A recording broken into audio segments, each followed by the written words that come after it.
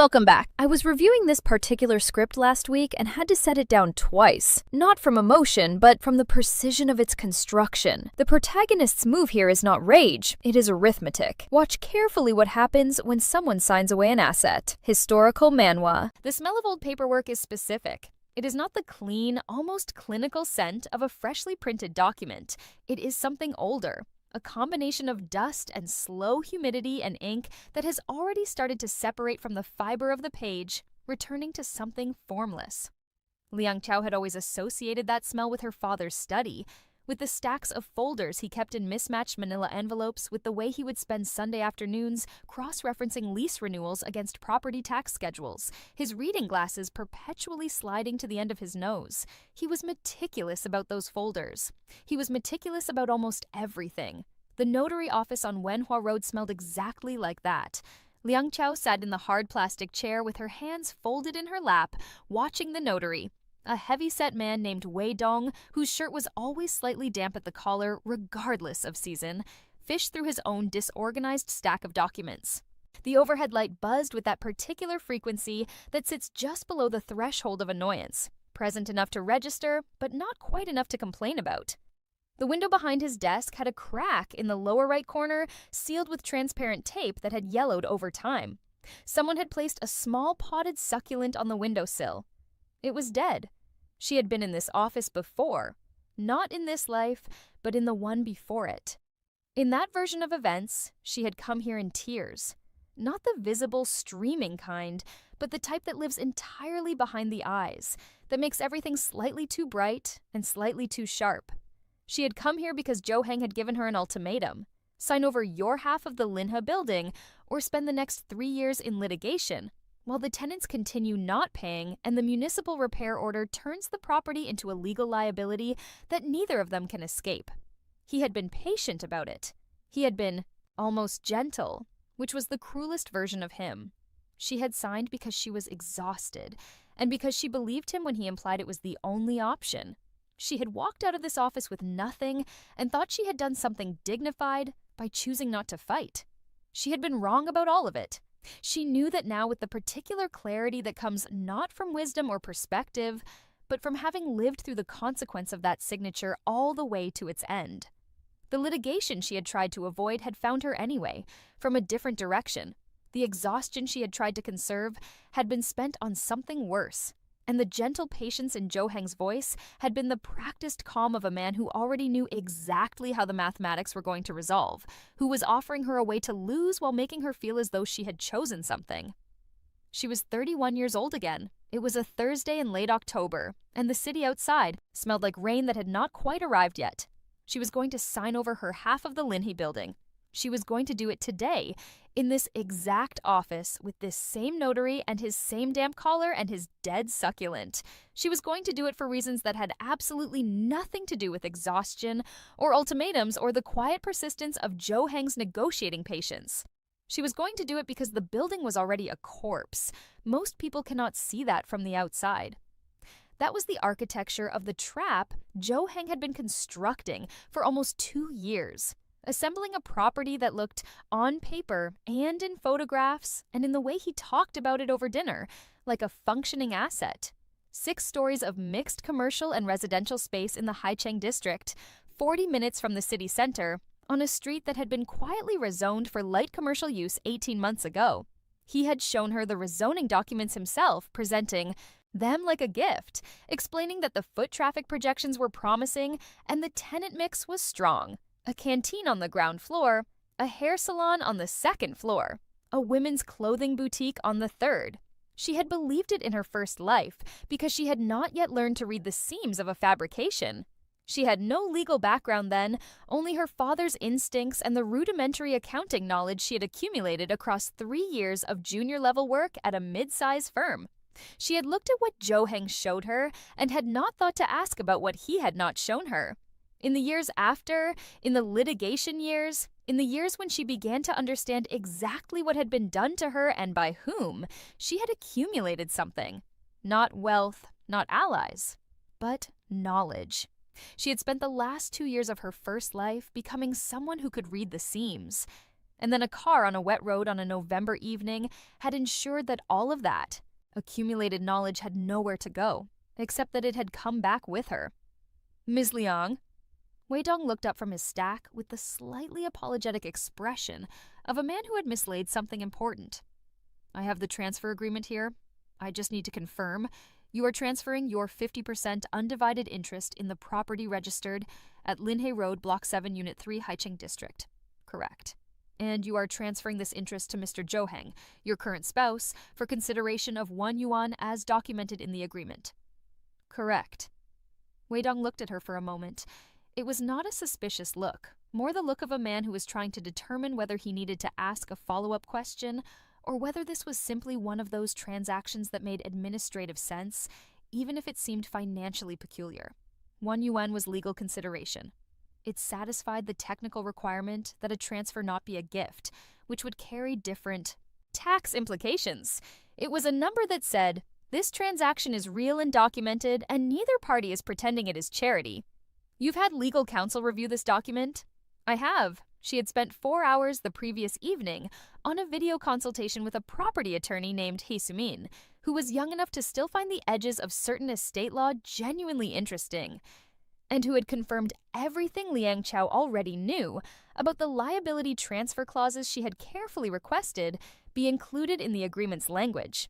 He Sumin had flagged 2 sections as unusual, specifically the paragraph stipulating that the transferee assumed all existing and future obligations, encumbrances, and municipal orders associated with the property at the time of and subsequent to transfer. That's quite protective of the transferor, He Sumin had noted, with the mild curiosity of someone who was not yet jaded enough to stop asking questions. Yes, Liang Chao had said, it is. She had drafted those paragraphs herself. Zhou Heng's lawyer had reviewed the agreement last Tuesday.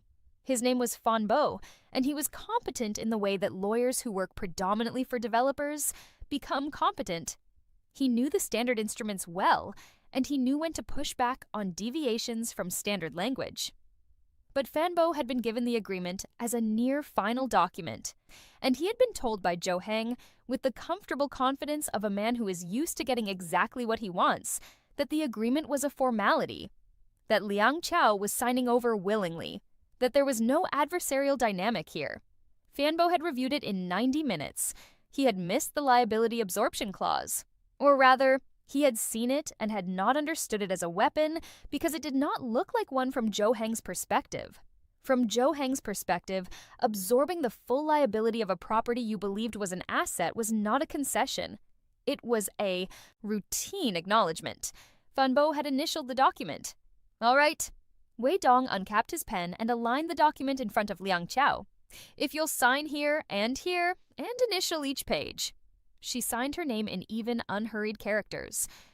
Liang Chao, transferor. The pen moved across the signature lines with the same calm she had spent the past 7 months cultivating in this second life. The calm of someone who understands that visible emotion is a form of information, and that information is the one thing she could not afford to give freely. She initialed each page in the lower right corner. She set the pen down. She folded her hands again in her lap. Thank you, Wei Dong said, completing his own notarial stamps and signatures. I'll have the registered copy ready within 5 business days. Of course. She stood. She picked up her bag, a plain, dark canvas tote, not the leather attaché she would eventually afford, but appropriate for today, appropriate for the version of Liang Chao who was supposed to be simply letting go of something she could not manage. Thank you for your time. She walked out of the office. The air outside smelled like rain now. It had finally arrived while she was inside, a light, steady fall that darkened the pavement in irregular patches. She stood on the steps of the building and let it land on her face for a moment. Not for drama. She was not theatrical by temperament. She did it because cold water on your skin is a way of confirming that you are in fact inhabiting a body, that this life is real, that the things you have done in the past 20 minutes have material weight and material consequence. Then she took out her phone and called her accountant. His name was Deng Chao.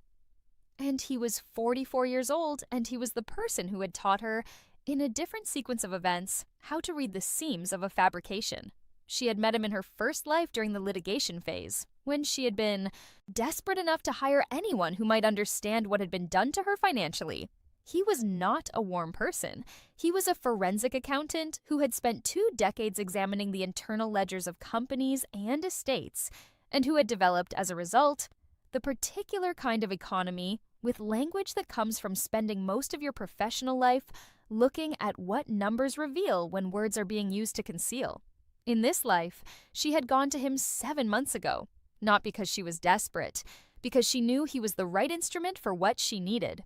She had walked into his office on a Tuesday morning in March, and she had set 3 documents on his desk.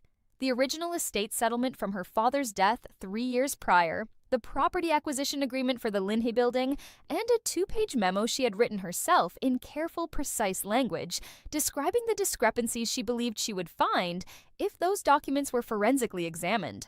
Deng Chao had read all 3 documents without speaking. Then he had looked at her over his reading glasses with an expression that was not surprise exactly, but the adjacent state, the look of someone recalibrating a prior assessment. "You want me to find the warehouse," he had said. She had been still for a moment. "What warehouse?" "If your father's estate was settled with a deliberate omission, the most likely vehicle for that omission would be a secondary asset registered under a holding entity. Based on the acquisition timeline in this document," he tapped the property agreement, "and the gap between the estate's declared value and what someone with your father's income and asset accumulation patterns over 30 years should have held, I would estimate there is at minimum 1 undisclosed commercial property. A warehouse, a storage facility, or a light industrial unit on the periphery of a commercial zone. These are the assets that get overlooked in estate documentation because they are not glamorous, and because they are often held through a layer of corporate structure that requires active investigation to trace." She had let him say it. Then she had said, "Yes, who concealed it? Zhou Rong, his sister, the one who had managed the estate administration on behalf of the family, who had done so with the kind of smooth, sympathetic competence that leaves no visible trace of what it has taken in the process." Deng Chao had made a note. "I'll need 6 weeks and access to the municipal business registration database." "You have it." It had taken him 4 weeks. The warehouse was in the Dongcheng Industrial Corridor, east of the city, on a street that the city's commercial development plan had quietly designated for mixed-use redevelopment in 18 months' time. It was 1,100 square meters of storage space, currently leased to a logistics company at a rate that was, on its own, unremarkable. But the land beneath it was the thing. It was held under a company called Qinghe Industrial Assets Limited, which had been registered in Liang Chao's father's name in 2009, and which Zhou Rong had, with the quiet efficiency of someone who understood how paperwork moves, restructured at the time of his death to transfer primary beneficial ownership to a family holding trust that Liang Chao had never been informed of. Zhou Rong had not forged documents. She was too careful for that. She had instead exploited a specific gap in the estate disclosure requirements, one that allowed assets held in corporate structures to be categorized as business interests rather than personal property, subject to a different disclosure timeline that, if allowed to lapse without challenge, effectively removed them from the estate without creating a visible record of removal. The window to challenge that categorization was 2 years from the date of final estate settlement. Liang Chao was currently 4 months from that deadline. Deng Chao had filed the challenge on her behalf in September through a civil petition mechanism that did not require a lawyer, did not require a court appearance, and did not, critically, require Zhou Heng or Zhou Rong to be notified until the administrative review was already in progress. The Linhay building had 3 tenants: the Meihua Canteen on the ground floor, which had been operating for 11 months, the Junji Hair Studio on the 2nd floor, which had been operating for 8 months, and the Ruchen Clothing Boutique on the 3rd floor, which had been operating for 6 months. All 3 tenants had signed 5-year lease agreements at attractive initial rates. All 3 tenants had also been presented with side agreements, addenda to the primary leases that established a commercial establishment period of 18 months during which no base rent would be owed, only a nominal management fee of 300 yuan per month. These addenda were not fraudulent in a strict legal sense. They were legitimate contract modifications, but they had been presented to and initialed by the tenants without any disclosure to Liang Chao as co-owner. She had discovered this in her first life after 2 years of wondering why the property's rental income never matched the figures she had been shown during the acquisition. She had discovered it when a tenant, the woman who ran the Ruochen boutique, a tired, practical woman named Chen Fang, who felt guilty about something she could not quite articulate, had left a copy of her full lease documentation on the counter when she stepped away to answer a phone call, and Liang Chao had glanced down and seen the addendum. In this life, she had obtained copies of those addenda through Deng Chao's connections with a municipal records service that filed lease documentation for commercial properties. She had obtained them in June. She had read them on a Wednesday evening at her kitchen table with cheap supermarket tea cooling in a cup beside her. She had felt nothing in particular upon reading them, which was not numbness. She knew the difference now, but the specific sensation of a piece of information settling exactly into the space that had been prepared for it. The addenda were not her problem, that was the point. As of today, they were Zhou Heng's problem entirely.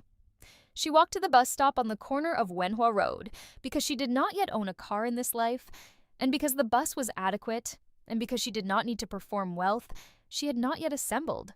She sat in the second-to-last row, which was largely empty at this hour, and she took out a small notebook and opened it to the page she had been maintaining for the past 3 months. The notebook was unremarkable. Blue cover, college-ruled pages, the kind sold in blocks of 5 at the stationery shop near her apartment. Inside it was a record that would have looked, to anyone else, like a financial planning document with unusual specificity. There were dates and property register numbers and figures accompanied by small annotations. There were names cross-referenced with registration data. There were 2 columns on the last page that she had been updating as each element resolved. The left column was labeled Exposure. The right column was labeled Clean. Under Exposure were the following items, each now checked off. The Linhei Building. 50% ownership in a property carrying a municipal structural remediation order, issued in August of this year by the Haicheng District Infrastructure Bureau, requiring comprehensive foundation and facade work estimated at 2.3 million yuan, to be borne by registered property owners in proportion to their holdings. Accumulated arrears and property management fees dating back 14 months. A bank lien registered against the full property value by Dongchang Commercial Bank under a business credit facility that Zhou Heng had secured using the property as collateral.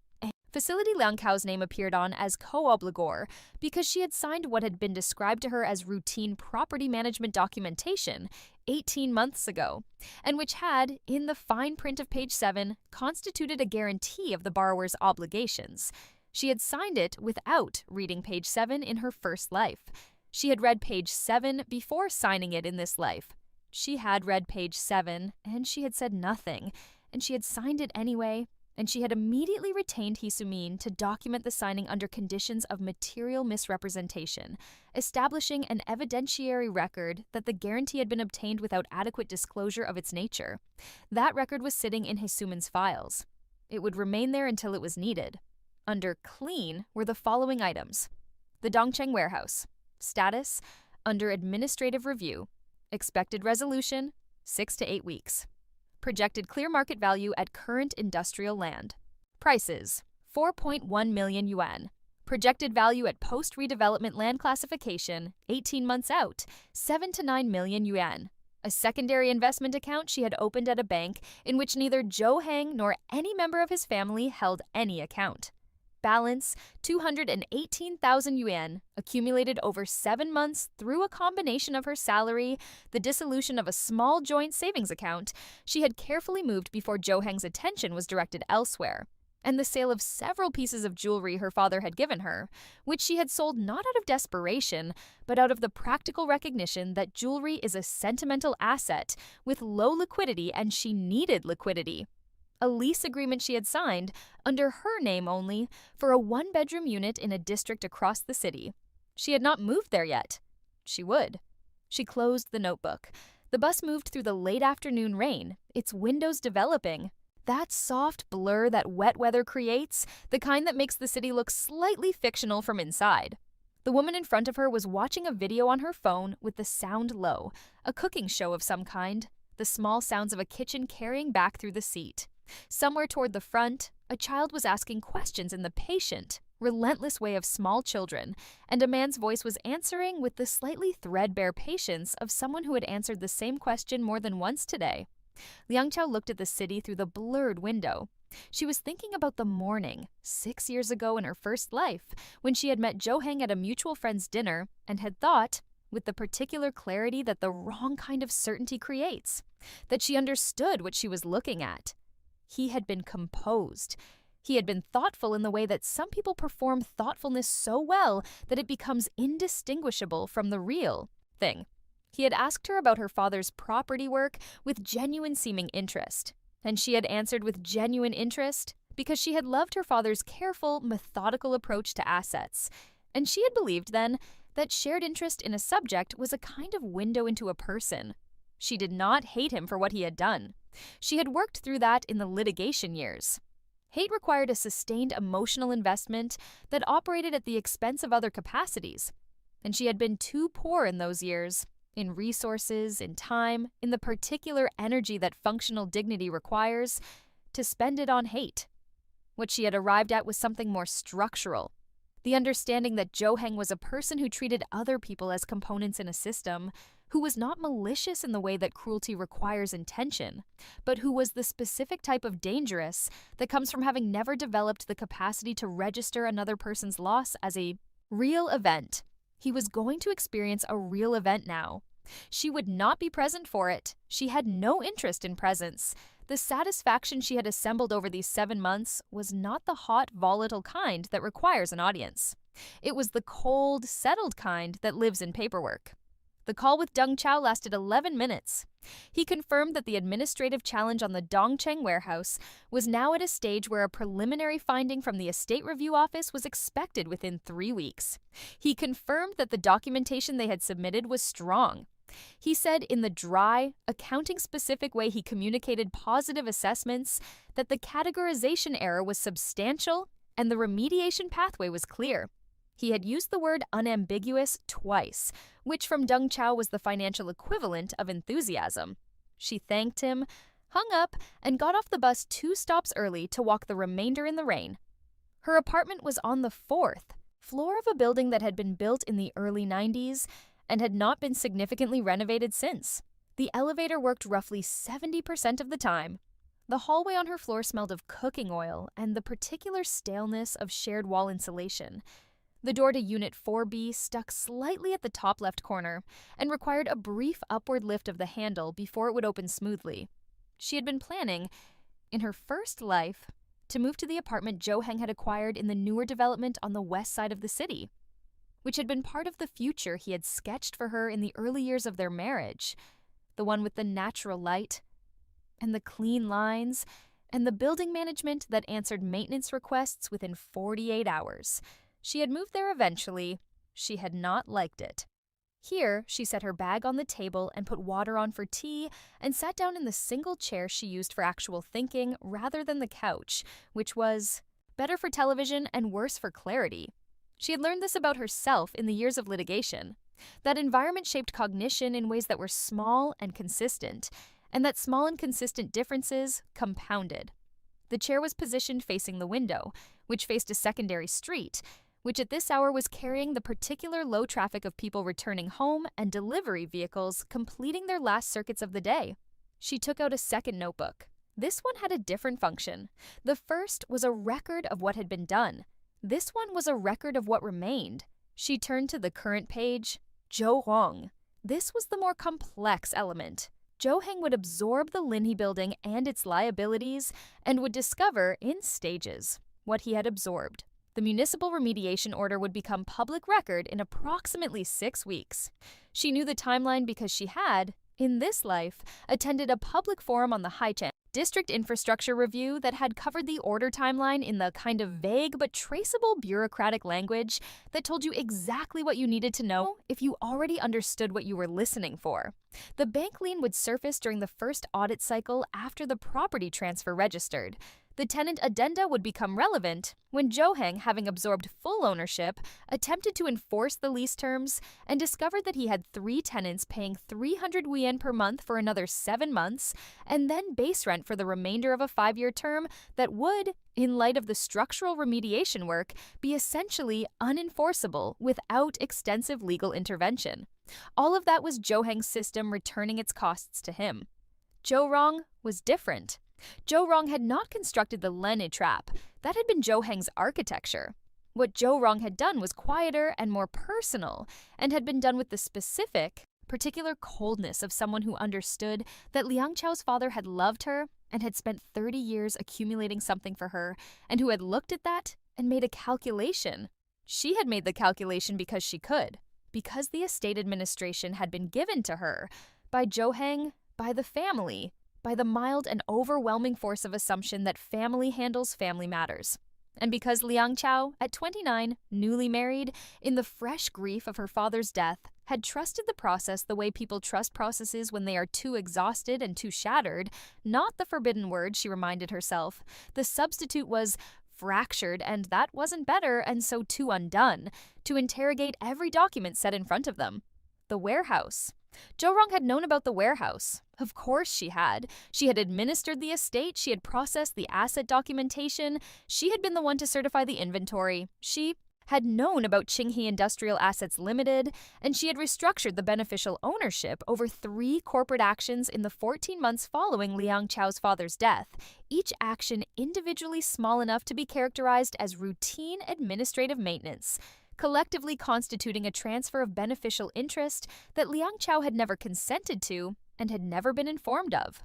The administrative challenge Deng Chao had filed was going to surface this. What it would surface, specifically, was a paper trail of those 3 corporate actions, each of which had required Zhou Rong's signature as a state administrator, each of which had generated a filing with the Business Registration Bureau, each of which was now going to be examined by an administrative reviewer, whose mandate was to determine whether the estate's asset disclosure had been complete and accurate.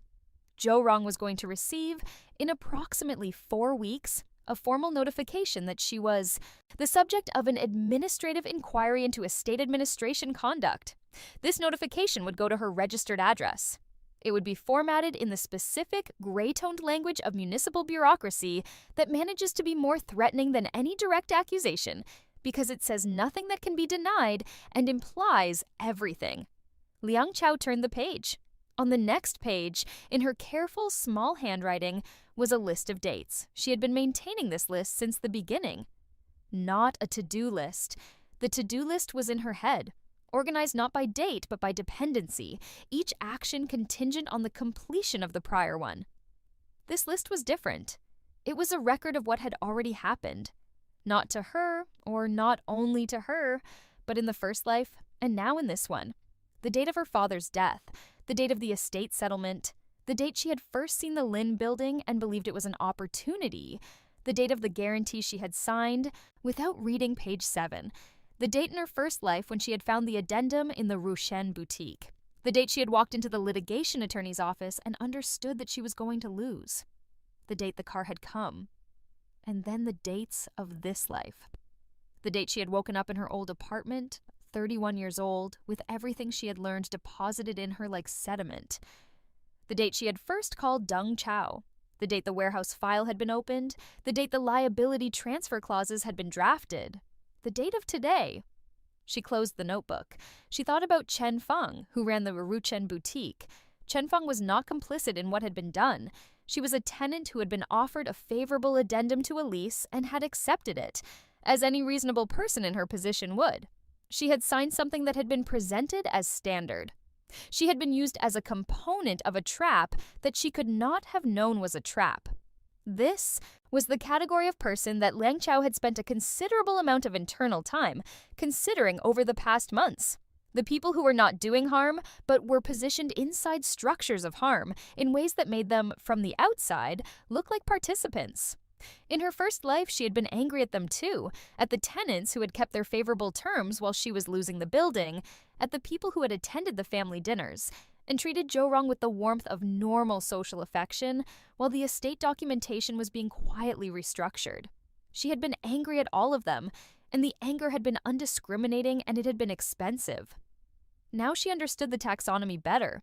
The people who had made decisions, the people who were positioned inside decisions that others had made. You did not apply the same response to both categories. Chenfang would still have the boutique. That was her business, her livelihood, her years of work. She had signed a contract that would remain valid regardless of who owned the building. Property transfers did not terminate existing tenancies. She would simply, at the end of her establishment period, owe rent to a different owner. An owner who would discover the addendum and be furious about it, and have no one to direct that fury toward except the person who had constructed the lease terms. Zhou Heng, the water had boiled. She made tea. She stood at the window with the cup and watched the secondary street below in the rain. A delivery driver had stopped his vehicle at the corner and was eating from a takeout container balanced on his handlebars, the economy of someone who had learned to extract meals from the margins of transit time. A couple under a single umbrella were having an argument in the particular low-voiced, contained way of people who have been arguing all afternoon and have run out of volume. She drank her tea. The next 3 weeks moved in the measured, accumulating way that she had taught herself to inhabit. Not with patience exactly, because patience implies waiting for something, and she was not waiting. She was working. She was filing and documenting and monitoring the progression of bureaucratic timelines that she understood now with a specificity she had paid for in the worst currency. She went to work each morning at the accounting firm where she had been employed for the past 8 months, a mid-sized firm called Hung Yuan, which dealt primarily in small to medium business audits, the kind of work that was not glamorous but was precise and kept her in contact with the exact type of financial documentation she needed to be fluent in. She was not the most impressive person in the office. She was not trying to be. She was trying to be invisible in the way that competent people can be invisible when they choose, building a reputation for quiet reliability that was not interesting enough to attract the wrong kind of attention. She worked. She ate lunch at her desk more often than not, instant noodles or convenience store rice boxes that were cheap and adequate. She answered questions from junior staff with the even patience of someone who had no investment in being perceived as brilliant, but was genuinely interested in making sure the thing was done correctly.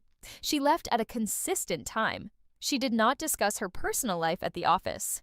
On the 11th day after she signed the notarized transfer, she received a message from Zhou Heng. She had been expecting contact. Not necessarily this specific message on this specific day, but contact was inevitable. The transfer would have registered with the Property Bureau by now, and the formal processing of the document would have generated a notification, and Zhou Heng would have received his copy of the registered transfer and read it and realized something. The message read, "The transfer documentation includes language about liability absorption. I need you to clarify what that means." She read it twice. Then she set her phone face down on the desk and finished the column of figures she was working through. She responded that evening from her apartment in carefully neutral language. The language is standard for transfer agreements of this type. It simply confirms that the receiving party assumes full responsibility for the property going forward. I'd recommend you discuss any questions with your attorney. There was a pause of 47 minutes. Then, Fanbo says the language is broader than standard, specifically the sections on future municipal obligations. She replied, "I'm sure he can explain the implications. I transferred the property in good faith. There's nothing unusual about protecting a transferor from claims after the date of transfer." The conversation ended there. She noted the date and time of both messages in the first notebook. On the 14th day, Deng Chao called her to report that the administrative review of the estate had completed its preliminary examination and had formally requested a response from Zhou Rong regarding the 3 corporate restructuring actions. Zhou Rong had been served with the notice at her registered address. She had 7 working days to provide written documentation of the basis for those actions. "How strong is her position?" Liang Chao asked. "She doesn't have one," Deng Chao said. He said it the way he said most things, flatly, without the upward inflection that would make it sound like an opinion.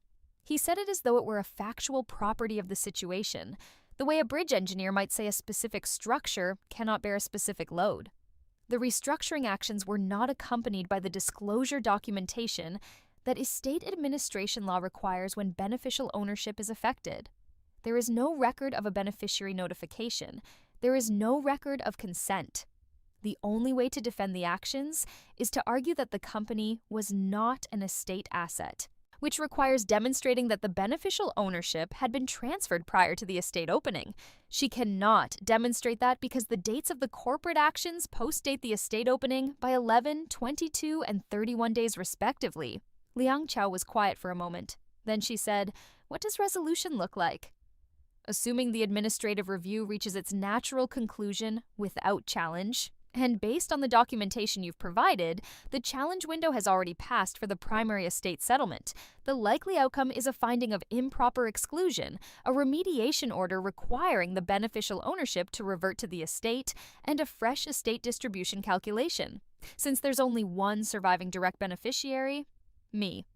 The warehouse and its associated land interest would be assessed for distribution to you, net of any administrative fees. You would then have the option to negotiate a private settlement or proceed through the formal distribution mechanism. Timeline? Best case, 8 weeks from the preliminary notice, more likely 12. The review office has a backlog. She thanked him and ended the call. 12 weeks. She had accounted for that.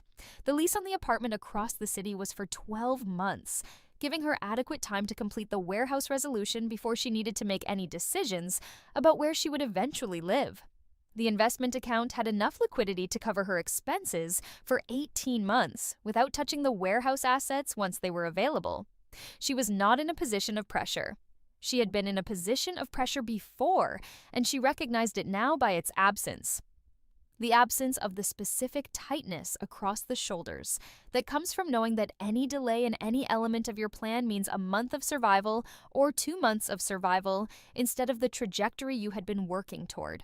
She did not have that tightness. She had something different, something she had not been able to name for the first several months of this life, but which had become clearer as the elements accumulated. It was the sensation of a person who has been walking for a long time in wet clothing and has finally stepped into a dry room. Not warmth yet, not comfort, just the absence of the wet, the specific relief of being dry. On the 19th day, Zhou Heng called. She had not spoken to him by phone since the separation proceedings had begun in September. She had not initiated them. He had.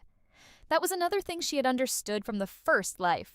The person who initiates separation proceedings carries an implication of grievance, of being the party with something to protest. She had let him initiate because she had no grievance she needed documented. Her grievances were not going to be resolved in a family court. She answered on the 3rd ring. "I need to discuss the property transfer," he said. His voice had the particular register of a man who has concluded that the polite approach has not yielded the result he wanted and is now considering a different approach. She had heard this register before. In the first life, it had preceded either a concession and an escalation, and she had spent many years not being able to predict which until she understood the tell. He paused slightly longer than normal before his sentences when he was preparing an escalation. He paused before his first sentence. "There's nothing to discuss," she said. "The transfer is notarized and registered. The liability language is not standard. It's legitimate. You had an attorney review it. Fanbo didn't fully analyze. That's between you and Fanbo." She kept her voice level, the way she kept the sound of typing level when she was transcribing information that she found disturbing. Mechanical, steady, the fingers doing one thing while the mind did another. "I transferred my interest in good faith. I wasn't required to explain the implications of standard transfer language to your legal counsel." A pause, longer than the previous one. "There's a municipal order on the property." "There may be. You'll want to check with the Haicheng District Infrastructure Bureau for details." "Liang Qiao?" His voice shifted. Not angry. He was too controlled for visible anger on the phone, but the politeness had receded far enough that the structure underneath it was audible. "If you had information about an encumbrance on that property that you didn't disclose before the transfer, that constitutes fraud." She let the words sit for a moment, not because she was rattled by it, because she wanted him to hear the moment after he had said it, when neither of them was speaking, when the word was just existing in the air of the call, which was also the moment when he would feel the slight contraction of having used a threat and having it not land. "I had the same access to information about that property that you did," she said. "I was a co-owner. You manage the property. If there's an encumbrance, you'd know more about its origin than I would." She paused. Not a strategic pause, just the natural pause of someone completing a thought. "I'd suggest you speak with the Infrastructure Bureau and with your bank about the Dongchang facility." Silence. "Why the bank?" "Property transfers trigger a review cycle on secured credit facilities. It's routine. Your loan officer can walk you through it." She said it the way she said most things in this life, as though the information were simply available, as though she were describing the weather. "I have to go. I have work in the morning." She ended the call. She sat for a moment in the chair facing the window. The street below was quiet at this hour. Past 10, the secondary street emptying toward its nighttime version of itself. A cat was sitting on the hood of a parked car with the contemplative self-possession of an animal. That does not acknowledge the concept of trespassing. She thought about the bank call. When Zhou Heng called Dongchang Commercial Bank tomorrow morning, he would be connected to a loan officer who would explain, with the particular measured regret of banking professionals delivering unwelcome information, that the credit facility secured against the Linhei building had triggered an automatic covenant review following the property transfer. The covenants of the loan required that the borrower maintain ownership of the secured asset. A transfer of ownership, even if the borrower retained a 50% interest after receiving the transfer, constituted a change in the security arrangement requiring review. This was real. It was in the loan agreement. She had read the loan agreement, which was one of the documents she had obtained during the months of assembling the case for where she stood. The review would likely result in a demand for either the reinstatement of the full original ownership structure, impossible now that her half had been registered under his name, or the accelerated repayment of a portion of the outstanding balance to restore the loan-to-value ratio. The outstanding balance on the credit facility was 1.4 million yuan. The Linhei building, assessed against its current actual income, 3 tenants paying a combined 900 yuan per month, and its current municipal obligations, 2.3 million yuan in remediation costs, and its current market value adjusted for those obligations, was worth less than nothing. It was a negative asset dressed in a building's physical form. Zhou Heng had been planning to sell it. She knew this because in her first life she had been shown the prospective buyer documentation. A development company called Xincheng Holdings that had been looking to acquire mixed-use properties in the Haicheng district for a commercial redevelopment project. The sale price had been discussed in the early stages at 2 million yuan, which, split 50-50, would have given each of them 4.1 million. It had been a clean figure. It had been, she understood now, the number Zhou Heng had planned to show her when he needed to demonstrate that the Linhei building was valuable and her signing over her half was a sacrifice. Except that Xincheng Holdings had suspended its Haicheng acquisition program 7 weeks ago, citing revised commercial density projections in the district's updated zoning plan. She knew this because she had attended, again as a member of the public at a district planning forum, the session where the revised zoning plan had been presented.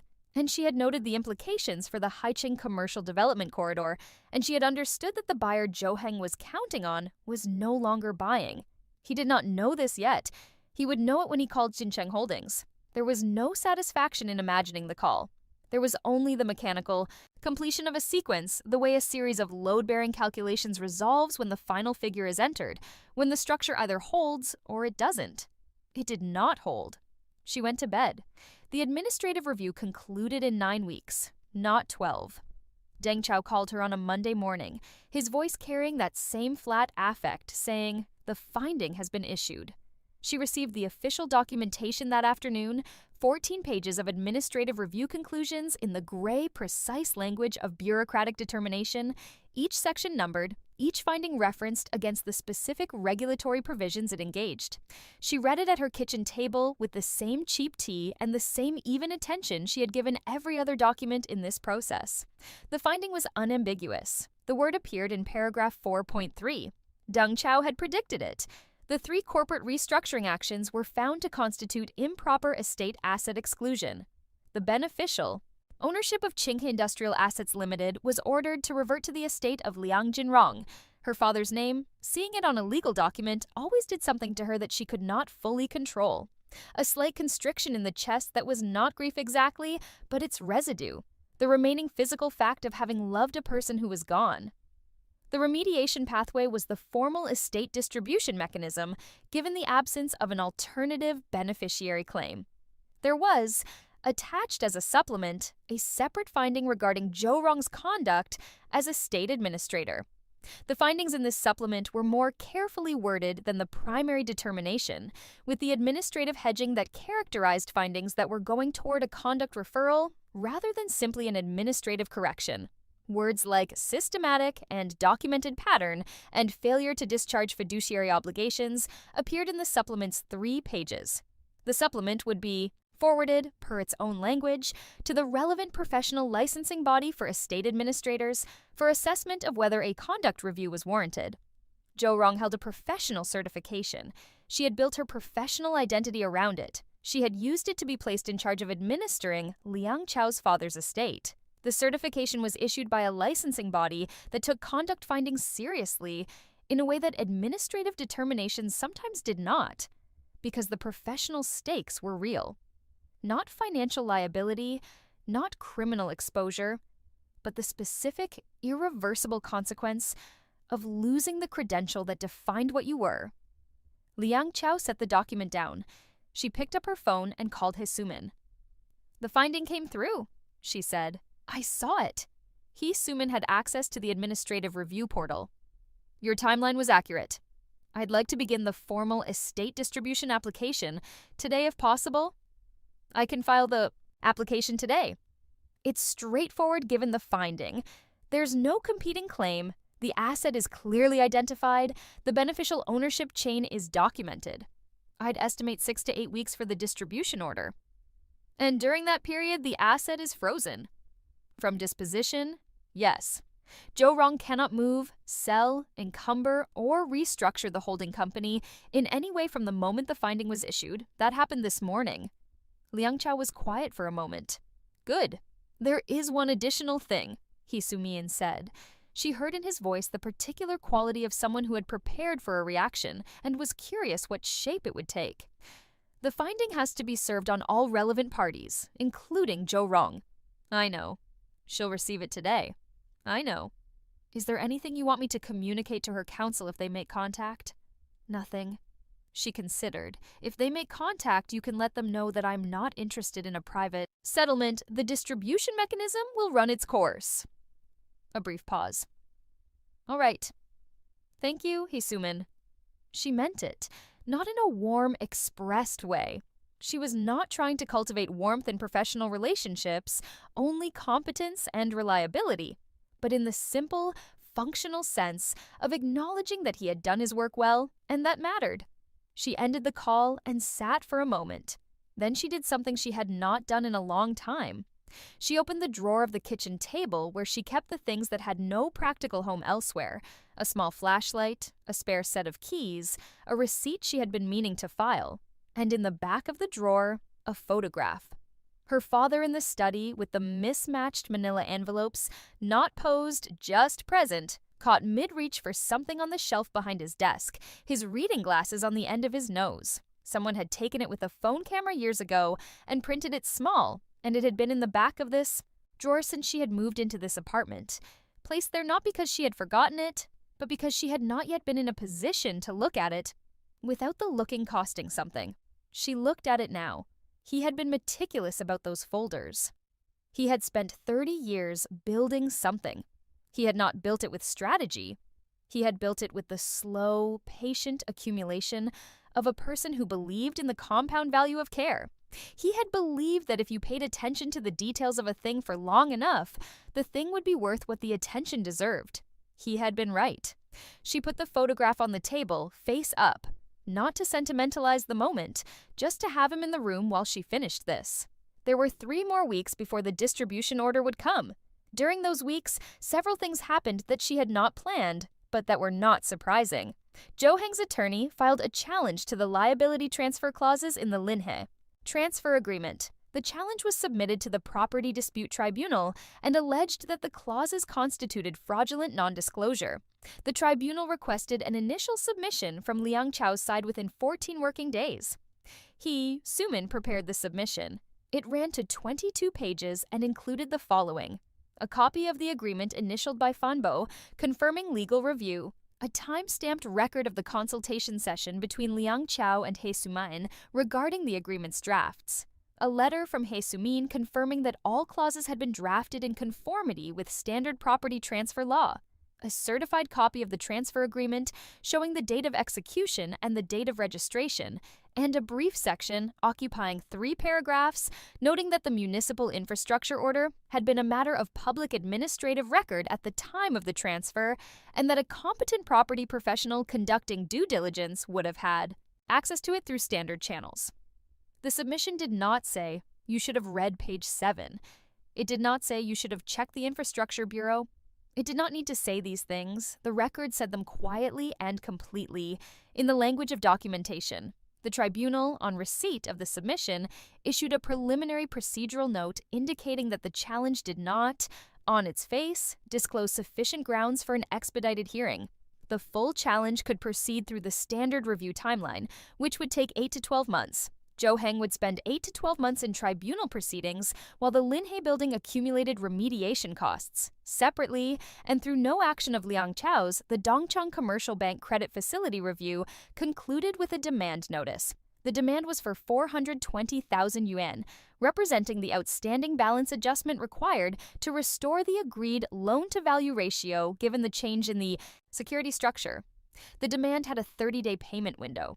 She knew about the demand because Zhou Heng sent her a message about it at 11:43 on a Wednesday night. The message was longer than his previous communications and had the quality of a document written in a state of disturbance and then partially revised towards something more controlled, so that the underlying state was still visible in the word choices, even though the sentences had been smoothed out. He wanted her to understand the financial exposure that the property transfer had created. He wanted her to understand that he held her responsible for it. She read it. She set her phone down. She thought for a moment about whether there was anything in the message that required a response, and concluded there was not. She did not respond. 2 days later, Zhou Rong's counsel made contact with He Sumin. He Sumin relayed the substance of the communication. Zhou Rong wished to discuss a private resolution. The language was careful, but the shape of it was clear. A settlement offer was being prepared, and the opening of that conversation was an acknowledgement that the administrative finding was going to stand and that the professional conduct referral was going to proceed, and that the only remaining question was whether any part of the damage could be negotiated into a less absolute configuration. Liang Cao had told He Sumin that she was not interested in a private settlement. He Sumin relayed this to Zhou Rong's counsel. Zhou Rong's counsel asked whether there was any basis for further discussion. He Sumin said he would ask his client. He Sumin asked his client. His client said no. He Sumin relayed this. There was no further contact from Zhou Rong's counsel for 11 days.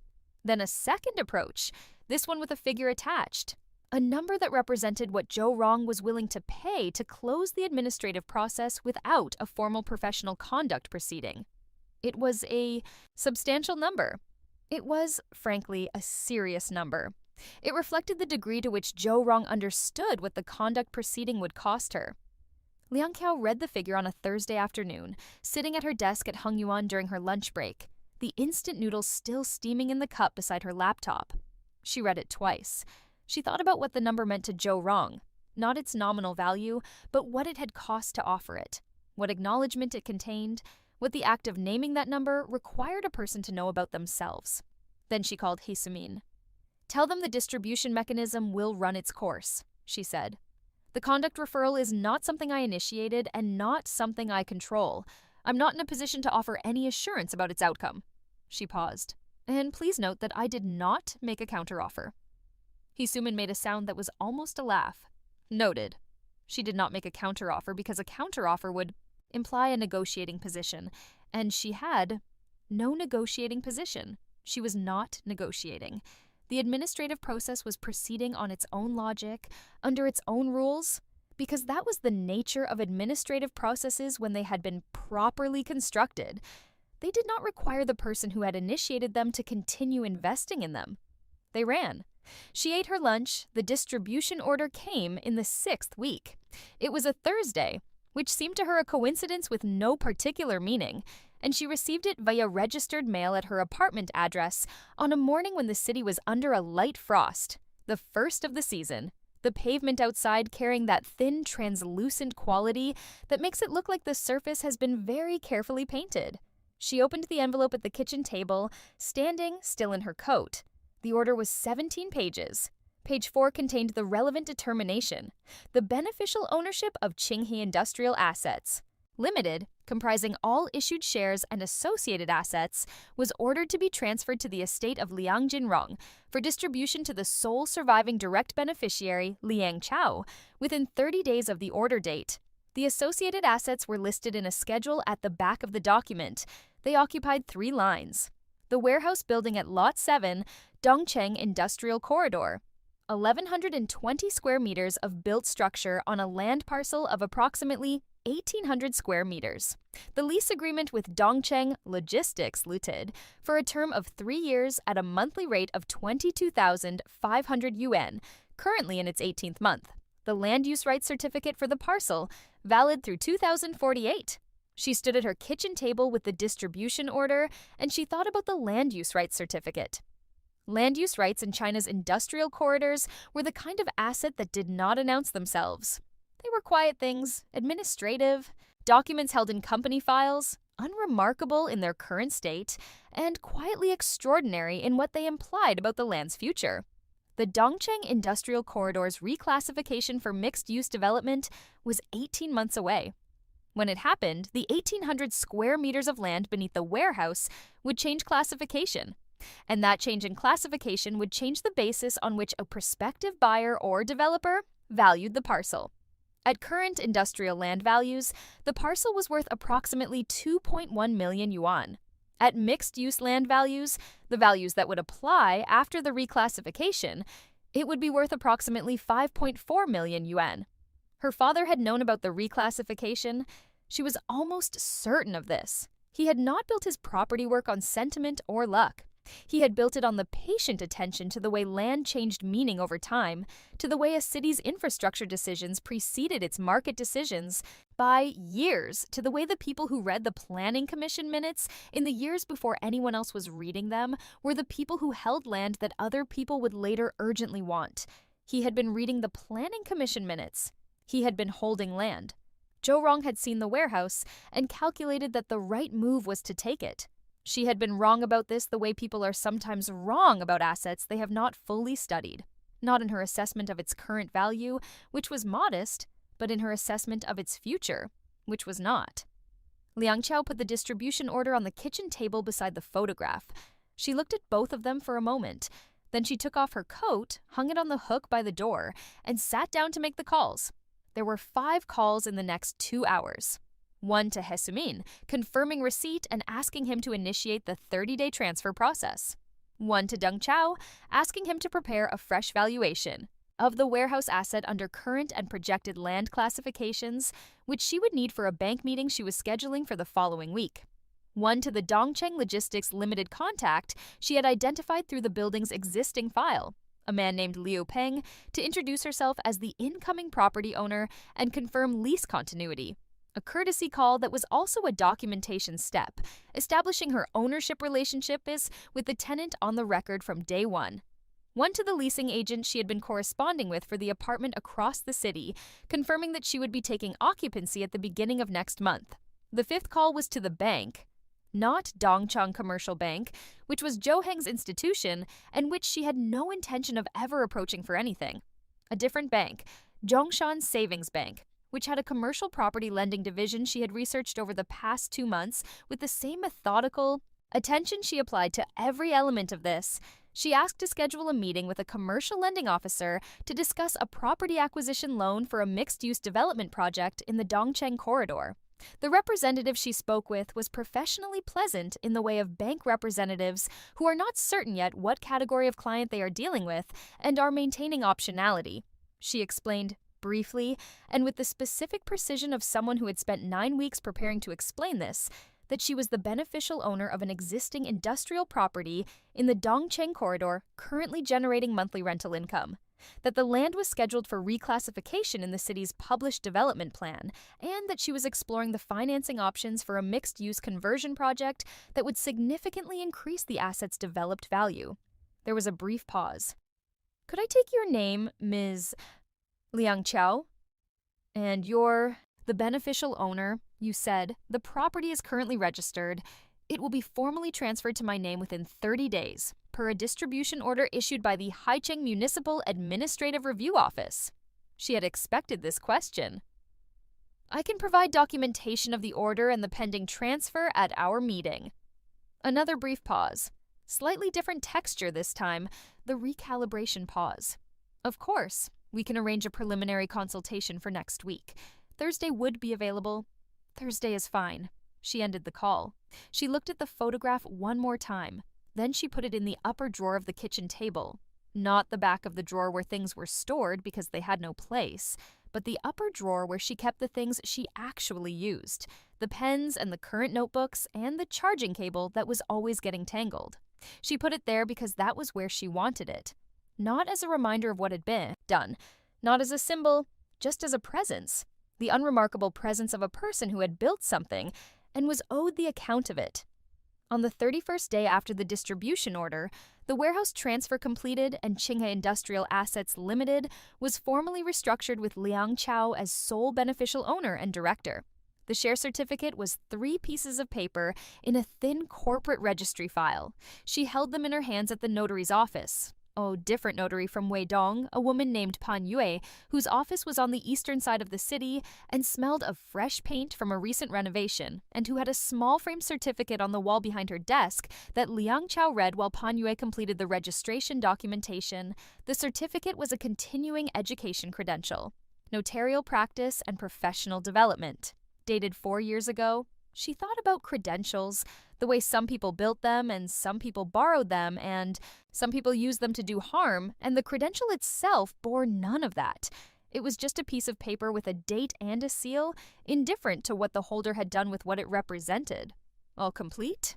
Pan Yue said, aligning the registered documents in a folder and handing them across the desk. "Congratulations on the acquisition." "Thank you."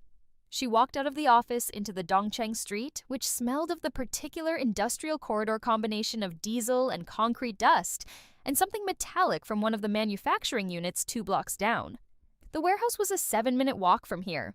She had walked to it twice before, on reconnaissance visits in the early weeks of this process, standing outside the roll-up door and looking at the building with the specific, unemotional attention of someone trying to understand what a thing actually is, rather than what it is supposed to be. It was not impressive to look at. It was a building that had been constructed for function, not for any quality that the eye finds interesting. The facade was corrugated metal siding in a faded industrial gray. The windows near the roofline were fixed glass panes, slightly grimy.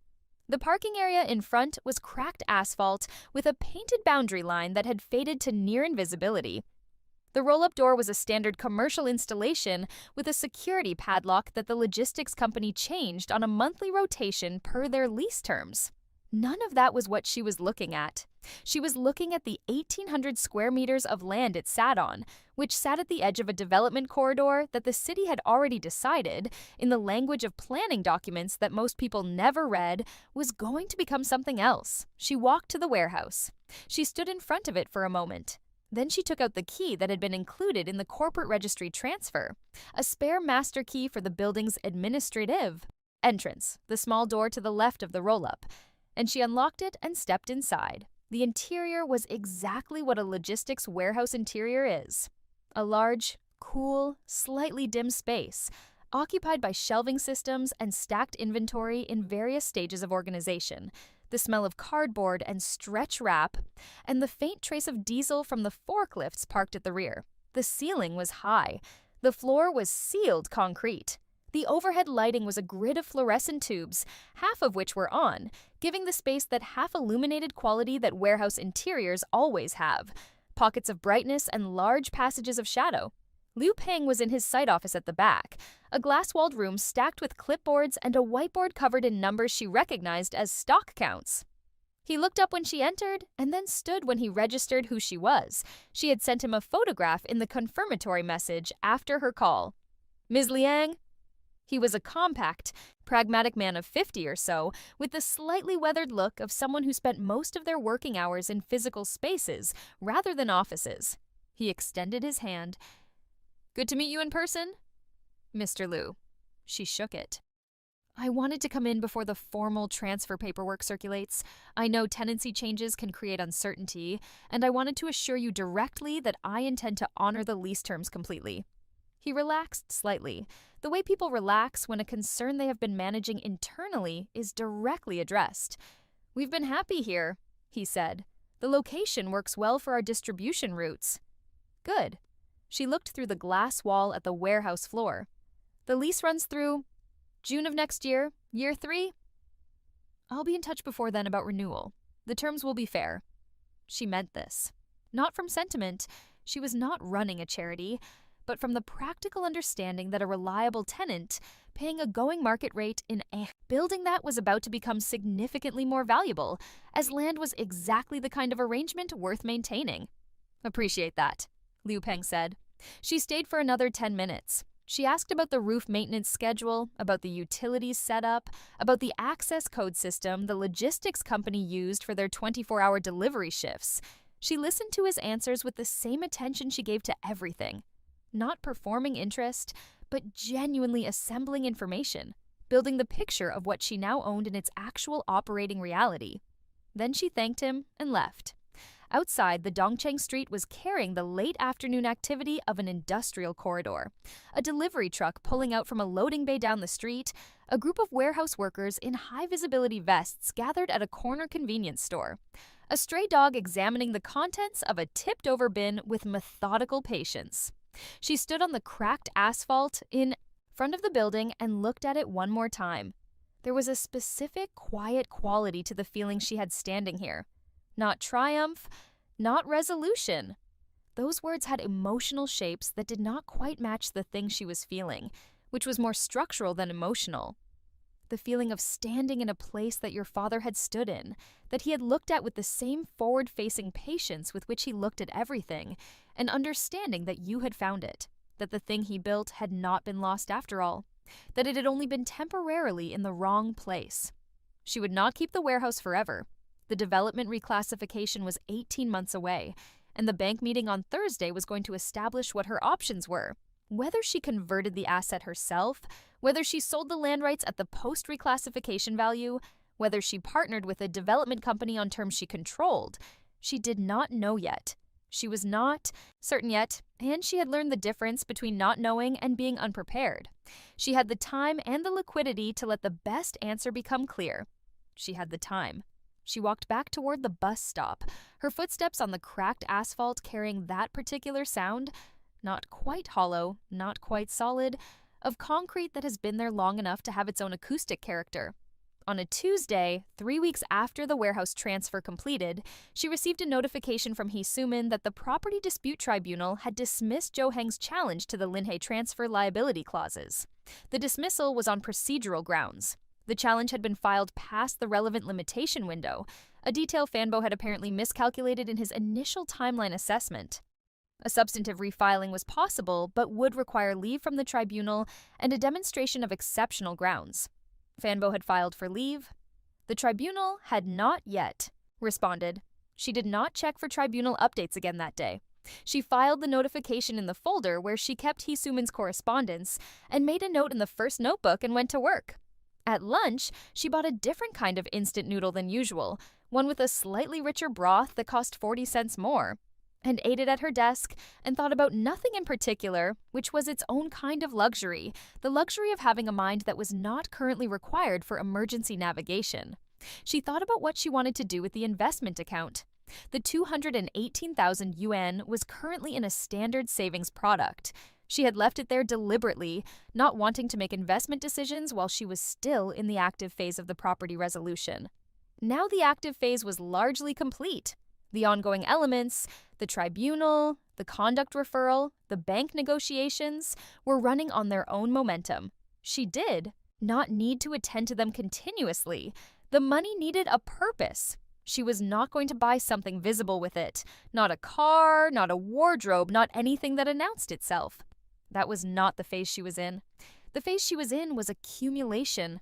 Quiet, precise, patient accumulation of the kind her father had practiced, and which she had finally, after a life and a half, fully understood.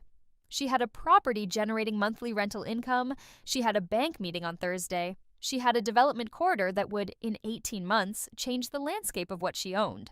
She thought about property management. She thought about whether there was a residential or light commercial property in the Haecheng district, not the Linhai area, which was already complicated, but further east, in the developing residential belt, that the same planning documents she had been reading had marked as a growth zone. That was currently undervalued because the buyers who would eventually want it did not yet know they would want it. She thought about what it would mean to buy that kind of property now, at now's prices, with the knowledge of what would be available in 18 months. She finished her noodles. She opened the planning document folder she kept on her work laptop, archived, unrelated to Hung Yuan's business, personal research, and spent the last 10 minutes of her lunch break reading the density tables for the Eastern Residential Development Zone. She did not think about Zhou Heng while doing this, or Zhou Rong, or the Linha building with its buzzing infrastructure order and its 3 tenants paying 300 yuan a month, and its 1.4 million yuan bank demand, and Fanbo's miscalculation and the tribunal's pending response to the leave application. She did not need to think about any of it. It was running. This was the part that she had not understood in her first life, the part that she had understood only in the litigation years, when it was already too late, and she had already spent the best of herself on the wrong currency. The people who had taken from her had not done so through strength. They had done so through asymmetry of information and through the particular advantage that accrues to people who understand systems that their targets do not. She understood systems now. Not perfectly. There was always more to know, always a document she had not yet read, always a timeline she had miscalculated slightly. But she understood the grammar of them. She understood how they moved and what they rewarded and what they required. And the thing they required, the foundational thing, the thing that every other capacity depended on, was patience that was not passive. Active patience, the kind that builds while it waits. Her father had had it. She had it now. She had bought it at the highest price. She closed the planning document folder and opened the current audit file she was working through and spent the remainder of the afternoon checking receivables for a textile company that had a recurring error pattern in its quarterly reconciliation, a pattern that was entirely innocent, a data entry habit by a specific accounts payable staff member who transposed 2 digits consistently, but which required documentation nonetheless. The error was small. The documentation mattered. She noted it in her report with the same careful, even hand she gave to everything. The following Thursday, she had breakfast at a stall near her apartment building. Fried dough and warm soy milk, 2 yuan total, eaten standing at the counter while the morning assembled itself around her. The stall was owned by an older man who ran it with his daughter, dividing the labor with the unconscious precision of a long practice, him at the fryer and her at the register, and the two of them passing equipment and change and comments back and forth in the half-verbal, half-gestural shorthand of people who have worked together in a small space for a long time. She watched them for a moment while she ate, not sentimentally, just with the attentive, interested stillness that had become her default posture in the world, the posture of someone who is always slightly more interested in what is actually happening than in what they had been expecting to happen. The fried dough was hot and slightly uneven, the way things made by hand always are, with a crisp exterior that gave way to something soft and yielding and much hotter than you expected. She ate it carefully, not burning herself, and drank the soy milk in the plain way of a person who is fueling a body for a day, not performing a meal. Then she walked to the bus stop, carrying her plain canvas bag, wearing her plain work coat, unremarkable in every visible way. The bank meeting was at 10. She would be early. She walked to the bus stop through the frost-sharp air, her breath making brief white clouds that dissolved immediately the city around. Her carrying the particular morning energy of a place that has been sleeping and is now, all at once, returning to itself. The buses beginning their runs, the street vendors assembling their setups, the delivery vehicles accelerating into the day's first circuit. Ordinary, operational, fully underway. She got on the bus. The Zhongshan Savings Bank's commercial lending office was on the 14th floor of a building in the city's central district, with windows that looked out over the commercial corridor and, on clear days, toward the developing Eastern Belt whose planning documents she had been reading with such attention. She arrived at 9:45 and checked in with the reception and sat in the waiting area with a glass of water she did not drink. At 10 past 10, she was escorted to a meeting room by a junior officer whose name she immediately noted. Wang Fei, first-year commercial lending, slightly nervous in the specific way of someone who has been assigned to escort in. Important meeting, and has been told to be professional, but has not yet fully metabolized what professional means in the context of someone whose file they have reviewed. He had reviewed her file. She could tell from the way he walked beside her, not leading her with the confident ownership of someone conducting a routine appointment, but alongside her with the slightly adjusted pace of someone calibrating. Good. The commercial lending officer was a woman named Song Jian, mid-40s, with the specific contained energy of someone who assessed risk for a living and had developed, over many years, a high sensitivity to the gap between what people said about their financial position and what their documentation actually showed. She stood when Liang Chao entered and extended her hand, and they shook and sat down across from each other. "Thank you for making time," Liang Chao said. "Of course." Song Jian looked at her with that assessing quality, not unfriendly, but precise. "You mentioned the Dongcheng corridor. Walk me through what you're looking at." Liang Chao set her folder on the table and opened it to the first page. "I hold full beneficial ownership of a light industrial property in the Dongcheng corridor," she said, and her voice was steady and clear and carried no performance of anything, no eagerness, no anxiety, no performed confidence. Just the even, direct quality of someone explaining a factual situation to a person who is equipped to understand it. The property generates current monthly income of 22,500 yuan from a logistics tenant with 17 months remaining on a 3-year lease. The land parcel is rated for mixed-use development reclassification in the city's 18-month planning cycle. She placed the distribution order and the share certificate and Deng Chao's valuation in front of Song Jian. Song Jian looked at them, she picked up the valuation, she read it with the unhurried thoroughness of someone who has learned that speed. In document review is a form of professional negligence. "The projected post-reclassification value," she said, without looking up, "assumes the development parameters in the current planning draft remain unchanged through final approval." "Correct. That's a reasonable assumption for an 18-month horizon, but it's not certain." "Nothing is certain in an 18-month horizon," Liang Chao said. "The current income yield is sufficient to service a moderate acquisition loan, without reference to any future revaluation. The development trajectory is upside, not basis." Song Jian looked up from the valuation. She studied Liang Chao for a moment with that precise risk assessment attention. Then something in her expression settled. Not warmth exactly, but the equivalent of a calculation arriving at a satisfying figure. "What acquisition are you considering?" "There's a residential commercial parcel in the Eastern Development Belt." She turned to the next page in the folder. "Currently listed at 1.7 million yuan, on the market for 4 months without a buyer. The listing price reflects the current zoning, which doesn't account for the development plan's density projections for that belt." She placed a second document, the planning extract, the density tables, the projected infrastructure investment schedule for the Eastern Belt. "My assessment is that it's undervalued by approximately 30% against its 18-month forward value." Song Jian looked at the planning extract.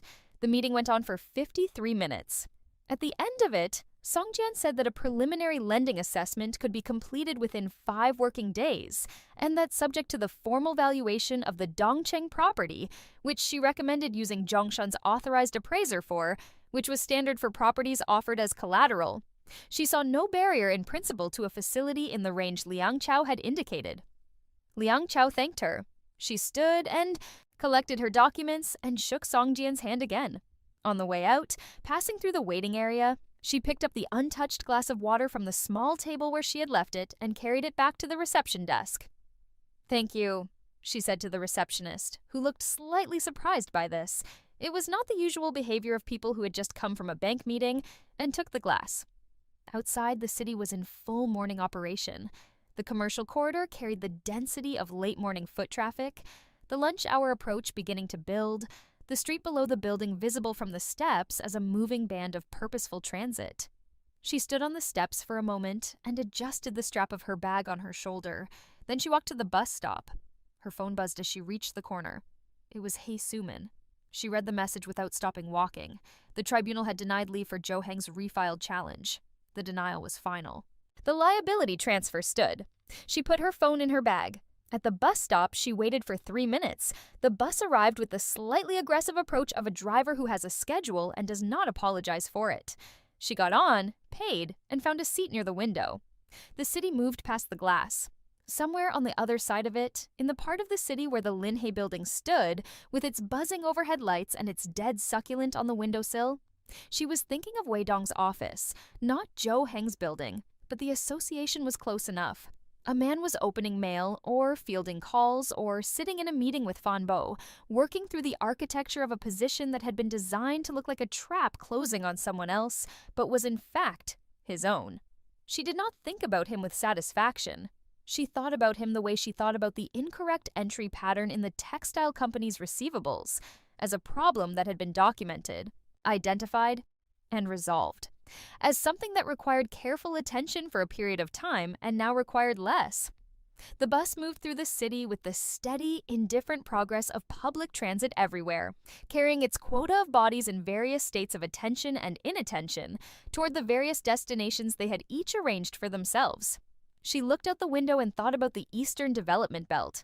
She thought about what a residential commercial parcel looked like when the street it was on changed what it meant, when the foot traffic built and the density increased, and the city's long, patient planning logic finally surfaced into the visible world and turned what had been a quiet street into one that people wanted to be on.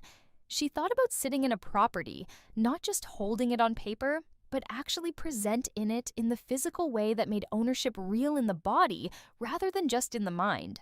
She was 31 years old. She had a warehouse in a development corridor and a bank meeting that had gone well, and an estate distribution order in Hasuman's files, and a folder of planning documents she had been reading for 6 months. She had 218,000 yuan in an account that was about to become collateral. She had time. The bus stopped at her transfer point. She got off. Standing on the pavement in the late morning air, she took out her phone and opened the real estate listing she had saved in March, 4 months ago, before any of this had resolved, when she had been working on what was still theoretical, when the certainty she needed had been a thing she was building toward rather than one she had arrived at. The listing for the Eastern Belt property, listed at 1.7 million yuan. 4 months on the market. She called the listing agent. "Yes," she said when the agent answered. "I'm interested in a viewing. This week, if possible." She listened. "Tomorrow morning is fine." She hung up. The light at the crosswalk changed to green. She crossed.